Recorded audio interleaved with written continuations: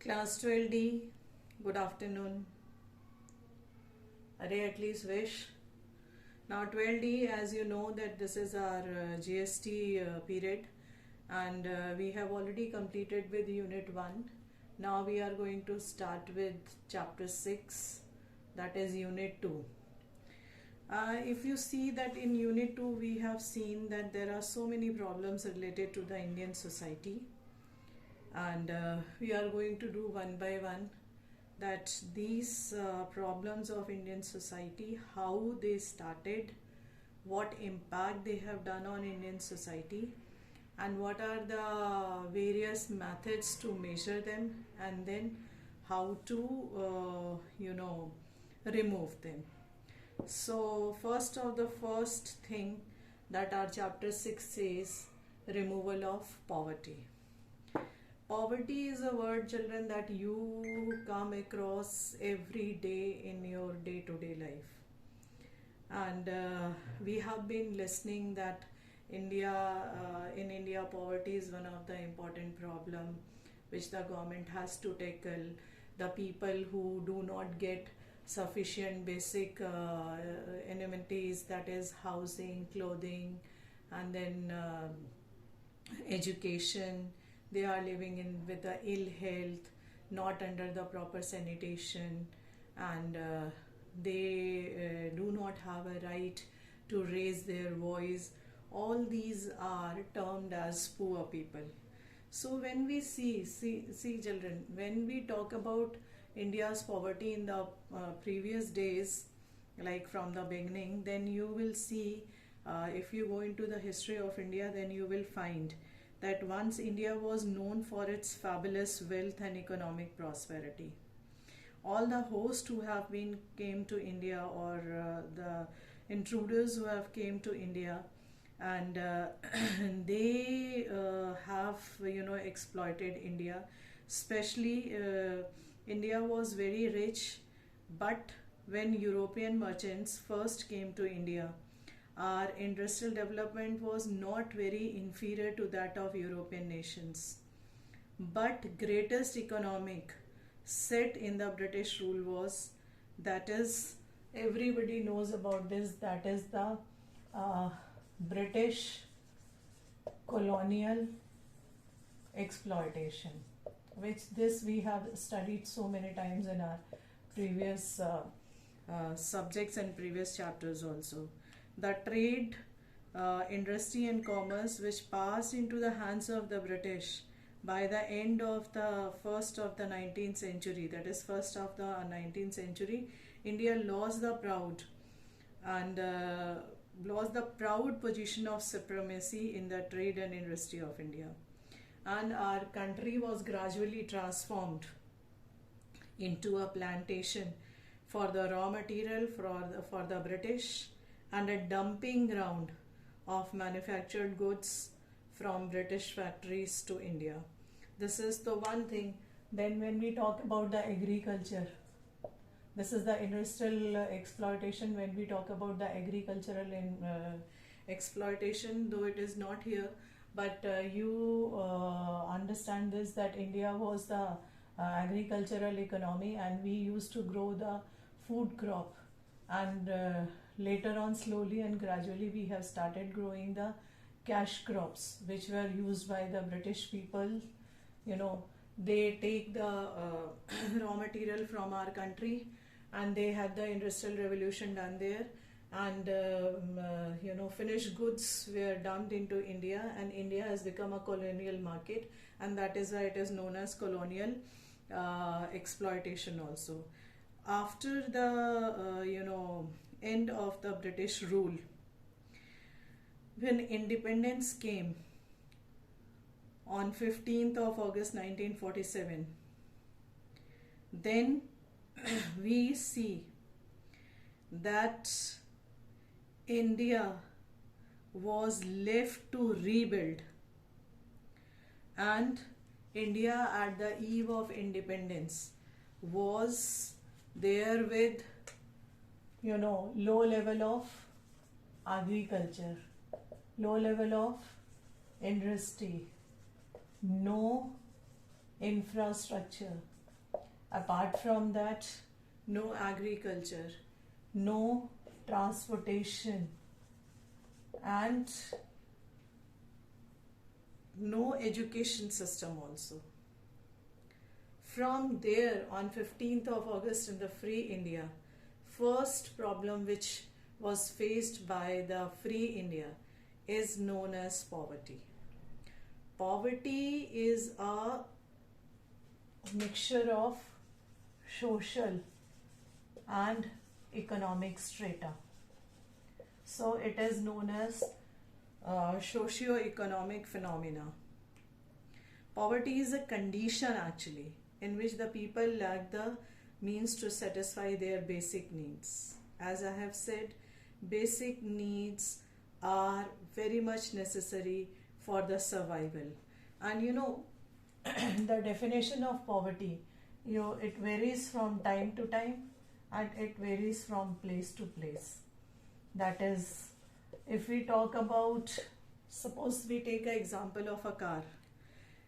Having car in India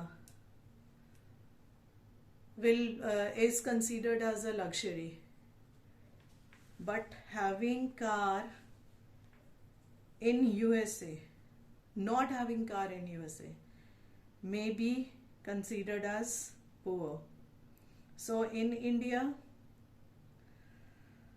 many of the people, that is millions of the people, are deprived from the basic facilities which are necessary for the survival, whether it is food or it is nutrition.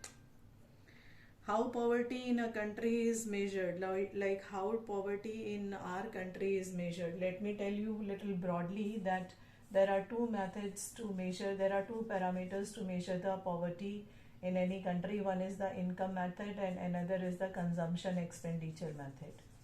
In India, we do not follow the income method because the concept of poverty which is here, that is we have the unequal distribution of wealth and unequal distribution of income. That is why we do not take up this as a parameter to measure the poverty.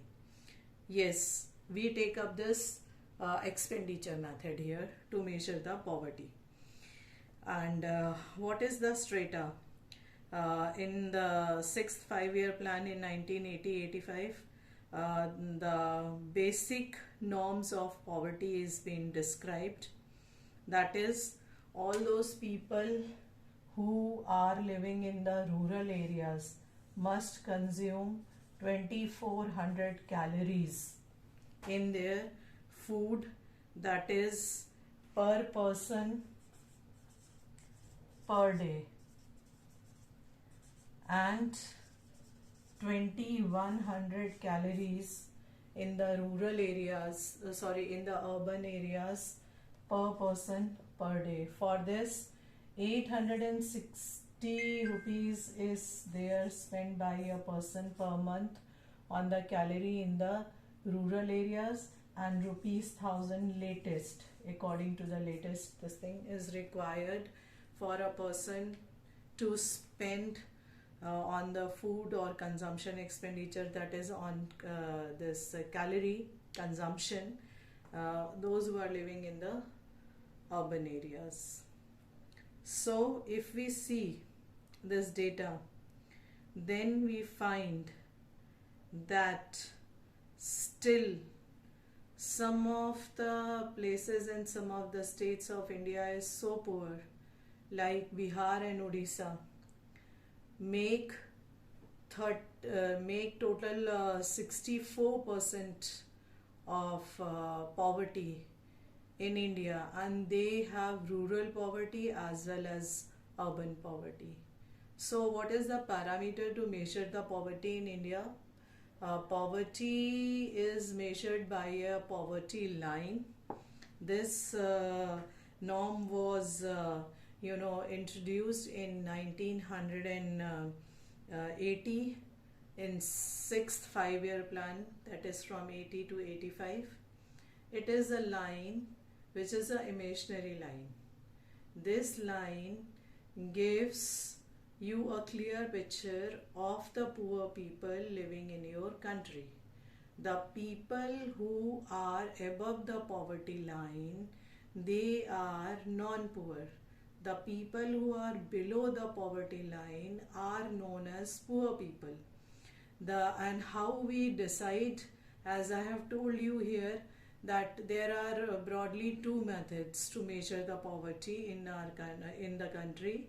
That is, one is the income method, but India we do not use the income method because the distribution of income is not even. We have an unequal distribution of income.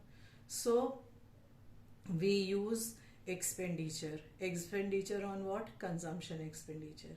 860 rupees per person per month on the calorie consumption, of 2400 in the rural areas, and 1000 rupees per person per month for the 2100 calorie consumption by the person per day. If not, then a person, if not, then a group of a people, if not, then majority of the people, they lie below the poverty line. Now children, we come to another point, that is, what are the various reasons of poverty, what are the various causes of poverty. When we see the country like us, that is a developing country, first of all, underutilization of economic resources, underutilization of natural resources, shortage of capital, technical backwardness, low level of production, unemployment, underemployment, fast growth of population, and inequality in the distribution of national income. These are the various reasons where we see that these are the common reasons of poverty in our country. When we talk about the this underutilization of first of all natural resources, then shortage of capital, then our natural resources are not fully explored and not fully exploited because of the shortage of capital, because we do not have the updated technology, because of the low income, our saving remains very low, and less capital is there which is not sufficient for the development, because everybody knows that capital is the very core of economic development. Advanced technology or improved technology ensure greater and faster output. And if we see the difference between the developing country like us and the developed countries like European countries, they have much more developed technology. Their technology is updated time to time, and they introduce innovative technology time to time. Behind the technology is the capital, availability of the capital. Behind the capital is income, and behind the income is the education, and then employment, and all the economic resources are exploited fully in their countries, either in the developed countries or the developing country like us. None of the country has full or all the economic resources, and the economic resources, suppose our country which we have more than our use, we sell them and buy whatever the resources we require, and it is same with the developed countries. So it is not that all the countries they have all the economic resources in abundance which are required for the development of the economy, but the reason behind our poverty is that whatever the resources we have not yet exploited also, due to the lack of knowledge, due to the lack of awareness, due to the lack of capital, due to the lack of updated technology, also due to the lack of what you say is unequal distribution of the wealth. Then when we talk about the population, then if the population increases, then the what should also increase, then our income should also increase. That is, which income should increase? National income should also increase in the same proportion. And national income is made up of per person's income, that is sum total of per person income is the national income.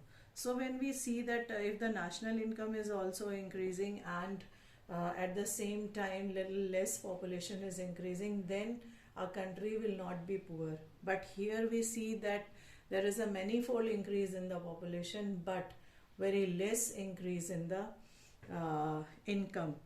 So that is why population is also one of the reason that is responsible for the poverty in our country. If we compare our country with some of the selected advanced or the developing countries, then we can see that Switzerland, Japan, USA, Germany, UK, they have the highest per capita income, that to be in the US dollars. And when we talk about our country, then our country lies very low in comparison of other countries of the per capita income.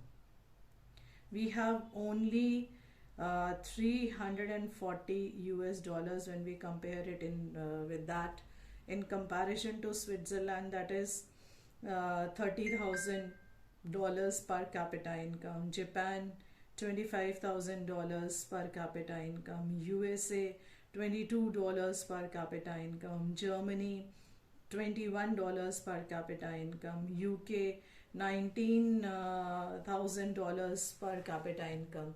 So here when we see that our country, then we lie far behind this.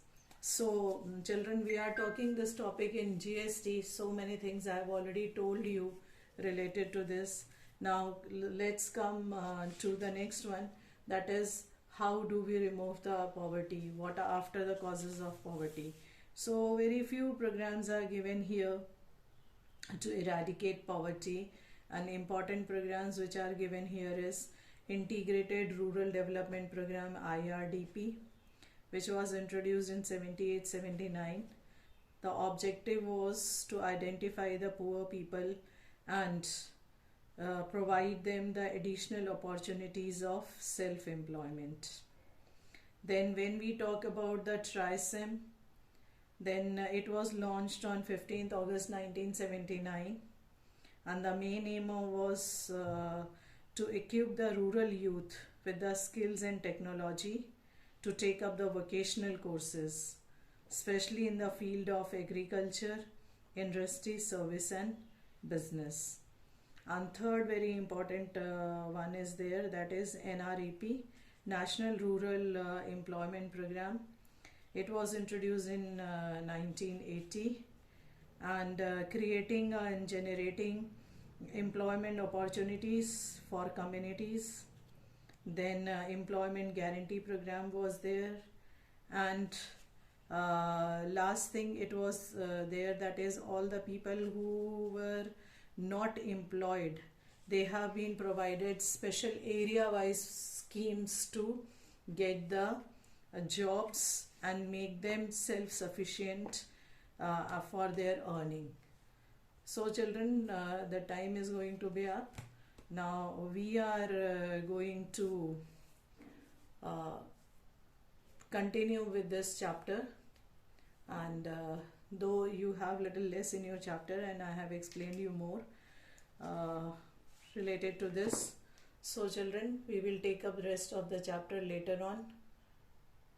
Till the time, take care.